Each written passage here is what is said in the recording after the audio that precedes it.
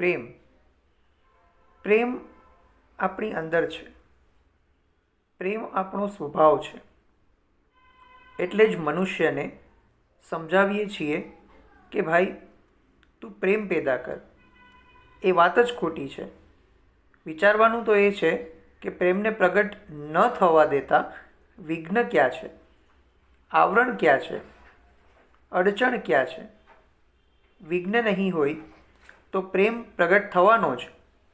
એને સમજાવવાની કે શીખવવાની કોઈ જરૂર નથી. માનવી પર જો ખોટી સંસ્કૃતિના, ખોટા સંસ્કારોના આવરણો ન હોય તો પ્રત્યેક માનવી પ્રેમને ઉપલબ્ધ થવાનો જ. આ અનિવાર્યતા છે. પ્રેમથી કોઈ બચી શકતું નથી. પ્રેમ સ્વભાવ છે. ગંગા હિમાલયથી વહી તે વહેવાની જ. એનામાં ચેતના છે. એની પાસે જળ છે. એ વહેશે અને સાગરને શોધી જ લેશે. સાગરનું સરનામું એ કોઈ પોલીસને કે કોઈ પુરોહિતને નહીં પૂછે. જોઈ છે કોઈને ગંગાને પૂછતી કે સાગર ક્યાં છે? એના પ્રાણોમાં સાગરની શોધ અને આ લોક નિહિત હશે તો તે પહાડ તોડશે, મેદાન તોડશે અને અંતે સાગરને આંબશે જ.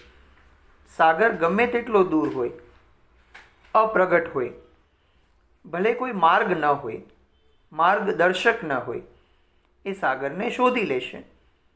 પરંતુ એની આડે બંધ બાંધવામાં આવે તો પ્રકૃતિના વિઘ્નોને તો ગંગા વળોટી જશે. પરંતુ જો માનવ રચિત એન્જિનિયરિંગની આડ ઊભી કરવામાં આવે તો સંભવ છે ગંગા સાગર સુધી ન પણ પહોંચે. આ ભેદ સમજી લેવો જરૂરી છે. પ્રકૃતિનું કોઈ વિઘ્ન અસલમાં વિઘ્ન નથી, માટે તો ગંગા સાગર સુધી પહોંચે છે, હિમાલયને ભેદીને પણ. પરંતુ માનવી વ્યવસ્થા કરે તો ગંગાને સાગર સુધી પહોંચી અટકાવી શકે છે. પ્રકૃતિમાં છે સહયોગ, એકતા, સંવાદિતા. પ્રકૃતિમાં જે આપત્તિ દેખાય છે તે પણ કદાચ શક્તિને જાગૃત કરવાનું એક આહ્વાન છે. ત્યાં જે વિરોધ દેખાય છે તે પણ કદાચિત પ્રાણોની ભીતર જે છુપાયું છે તેને પ્રગટ કરવાનો સાદ છે. કદાચિત ત્યાં કોઈ વિઘ્ન નથી. બીજને આપણે જમીનમાં દાટીએ છીએ ત્યારે લાગે છે તો એવું કે માટીનો થર વિઘ્નરૂપ થઈ બીજ પર સવાર છે. પરંતુ એ બાધા છે નહીં. એ માટીનો થર જ નહીં હોય તો બીજ અંકુરિત નહીં થાય. ઉપરથી જોતાં લાગે છે કે જમીન બીજને દબાવી રહી છે, પરંતુ એ દબાવે છે એટલા માટે કે બીજ દબાઈને ગળી જાય, તૂટી જાય અને અંકુર બની જાય.